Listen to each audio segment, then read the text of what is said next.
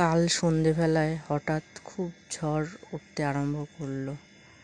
ঘরে বসে বসে কি করব ভাবতে ভাবতে মনে হলো ঘরে কিছু তৈরি করেই খাওয়া যাক। তো রান্নাঘরে গিয়ে তোড়জোড় করতে করতে ভাবলাম সিঙ্গারাই বানিয়ে ফেলি।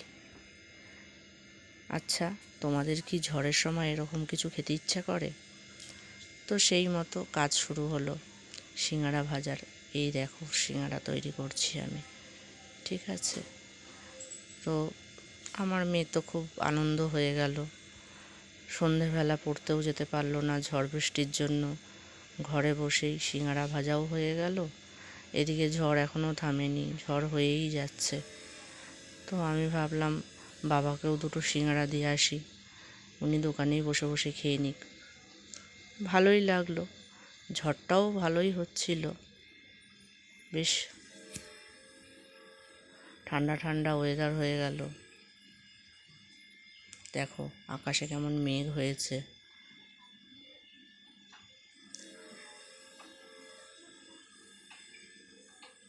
আমি ভাবলাম হয়তো কিছুক্ষণের মধ্যেই ঝড়টা থেমে যাবে, কিন্তু না, ঝড় অনেকক্ষণ ধরেই হয়েছে, বৃষ্টিও হয়েছে ভালোই। ওয়েদার তো পুরো ঠান্ডা হয়ে গেল।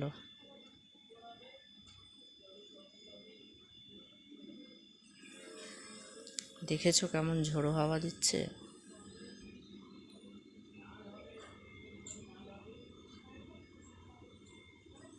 আর সিঙ্গারাগুলো যখন প্রথম বানিয়েছিলাম তখন এই রকম লাগছিল দেখতে। কেমন হয়েছে বন্ধুরা?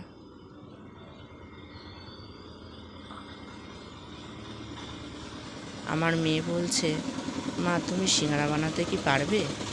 আমি বলছি দেখিই না করে একবার কেমন খেতে হয়। তারপরে দেখলাম যে না, বেশ ভালোই হয়েছে সিঙ্গারাগুলো।